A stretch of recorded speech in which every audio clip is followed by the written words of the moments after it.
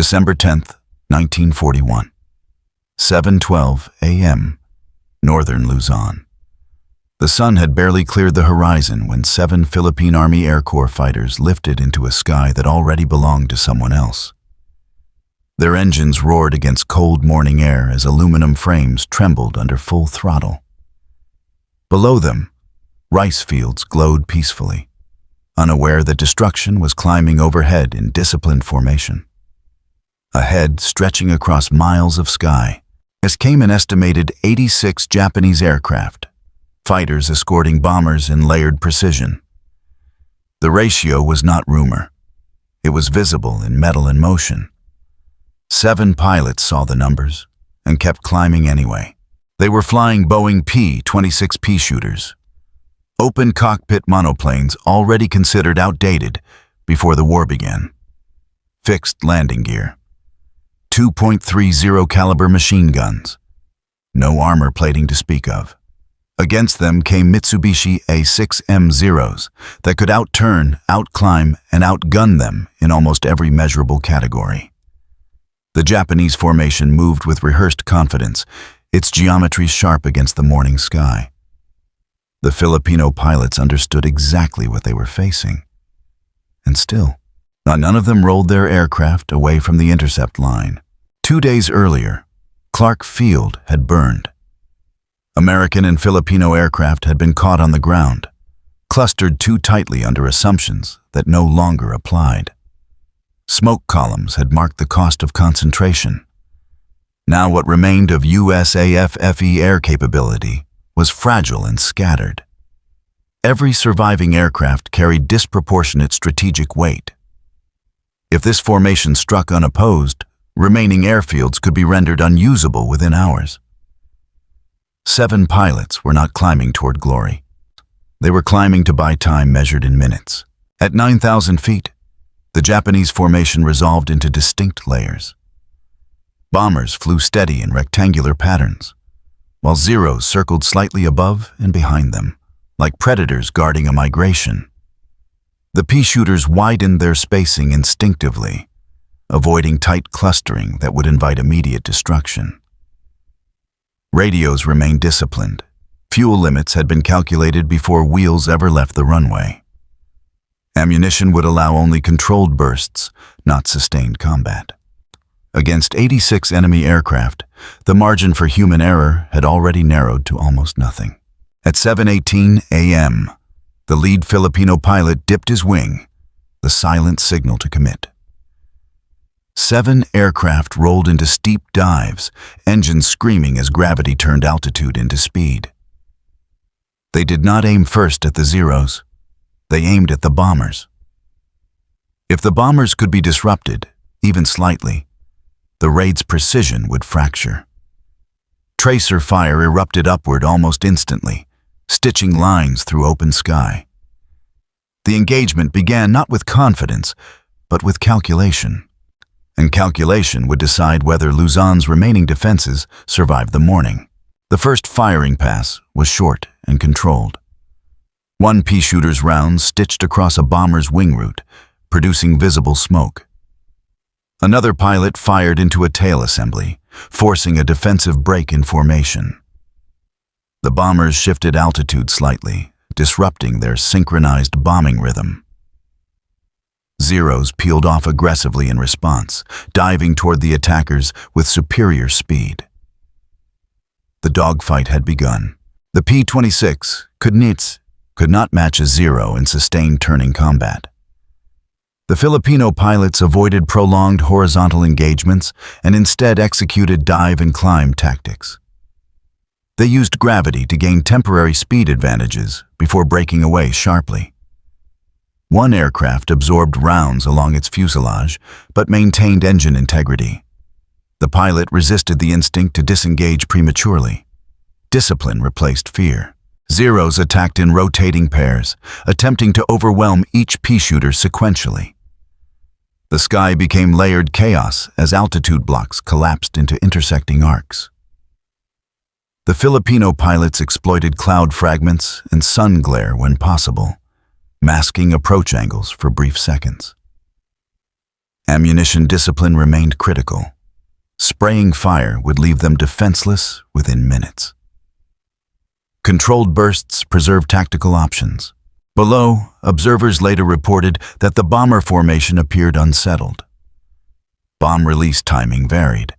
Some aircraft dropped payloads earlier than intended, missing primary runway targets. Precision eroded under harassment.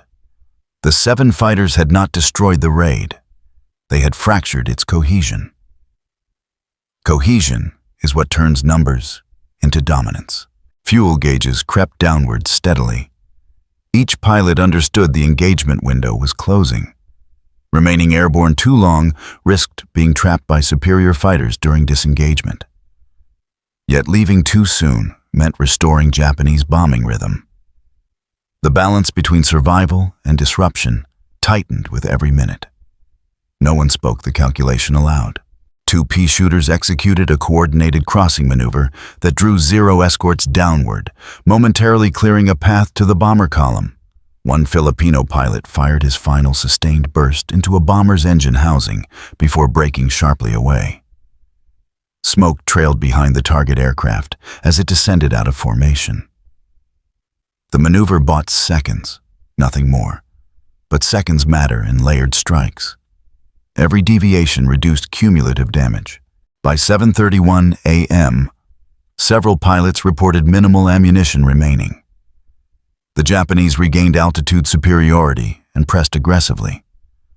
One pea shooter narrowly avoided being boxed in by diving steeply toward lower cloud cover. Terrain familiarity over Luzon provided psychological advantage. The Filipino pilots knew river lines and ridges that could aid escape vectors. Geography became tactical partner. The decision to disengage came without drama. With ammunition nearly exhausted and fuel margins narrowing, the formation broke contact in staggered descent paths. Zeros pursued briefly, but were forced to rejoin bomber elements protecting mission completion. The 7 aircraft descended toward friendly airspace, engines strained but functioning. None had been shot down. That fact alone defied probability. Bombs still fell across northern Luzon that morning. War did not pause because of courage. But ground assessments revealed reduced runway damage compared to initial strike patterns 2 days earlier. Some fuel storage remained intact. Aircraft dispersal efforts had gained time. Time in December 1941 equaled resistance. Reports reached USAF-FE headquarters within hours. Intelligence officers noted the engagement ratio carefully. 7 interceptors had engaged a force more than 10 times their number and disrupted bomber synchronization. It was not framed as victory. It was framed as operational friction imposed against overwhelming superiority. Friction alters campaign tempo. General Douglas MacArthur had already begun reassessing air doctrine after catastrophic early losses. Concentrated aircraft on exposed airfields had proven vulnerable to massed surprise attacks. The December 10th interception reinforced a developing conclusion. Small, dispersed fighter elements could still impose measurable cost. Even obsolete aircraft retained value when used aggressively, but selectively. By late afternoon, revised dispersal directives circulated. Remaining fighters would operate in smaller detachments rather than centralized formations. Camouflage procedures intensified. Runway usage patterns were staggered to reduce vulnerability. Air assets would survive through mobility, not concentration. Doctrine had shifted in ink. The 7 pilots landed on scarred airstrips with bullet holes visible along fuselage skins.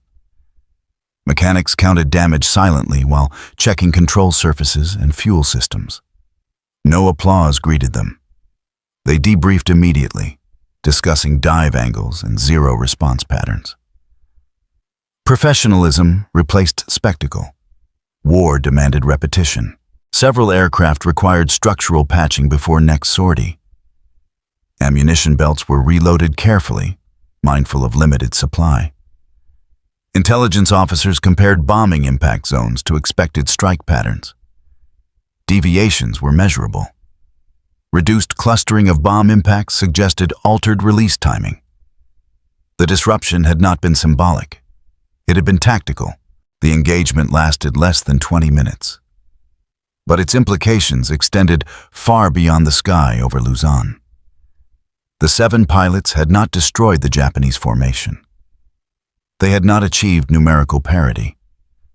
What they had achieved was disruption under impossible imbalance. Bomb release timing varied. Escort fighters were pulled downward into reactive maneuvers. Precision softened into approximation. In aerial warfare, approximation can be the difference between operational paralysis and continued resistance. Ground assessments conducted later that afternoon revealed measurable deviations from expected strike patterns. Craters were scattered wider than anticipated. Several fuel depots remained intact when intelligence had predicted total loss. Runway damage, though significant, was not catastrophic. Repair crews moved in immediately to preserve limited functionality. Those preserved hours allowed redistribution of remaining aircraft to secondary strips. In December 1941, NES preserved hours translated into preserved capacity. At USAFFE headquarters, reports were assembled with sober clarity. The numbers were stark: 7 interceptors against a formation exceeding 80 aircraft. Yet the after-action notes emphasized something more important than ratio. They highlighted bomber disruption, escort redeployment, and shortened strike coherence. It was not victory language. It was operational analysis. But operational analysis shapes decisions more powerfully than praise. General Douglas MacArthur had already confronted the consequences of early war assumptions. Concentrated aircraft had proven vulnerable. Airfields had become targets rather than assets. The December 10th interception reinforced a developing conclusion. Smaller, dispersed fighter elements could still impose measurable cost, even when technologically inferior. The lesson was not about winning air superiority. It was about preserving air viability. And preservation would require doctrinal adjustment. By late afternoon, revised dispersal instructions circulated across surviving units. Aircraft would no longer remain clustered on exposed primary runways. Camouflage discipline intensified. Operational launches would occur from staggered positions whenever possible. Concentration had invited annihilation. Fragmentation would now preserve survivability. 7 pilots had forced that recalibration through action, not argument. The pilots themselves did not celebrate. They landed with fuel margins narrow and ammunition nearly exhausted. Mechanics counted bullet strikes across aluminum skins while checking control cables and engine housings. Debriefings focused on dive angles, zero response times, and ammunition discipline. No one exaggerated the outcome. They understood that Japanese air superiority remained overwhelming. But overwhelming superiority had just been reminded it was not absolute. In subsequent raids, Japanese escort formations flew tighter and lower.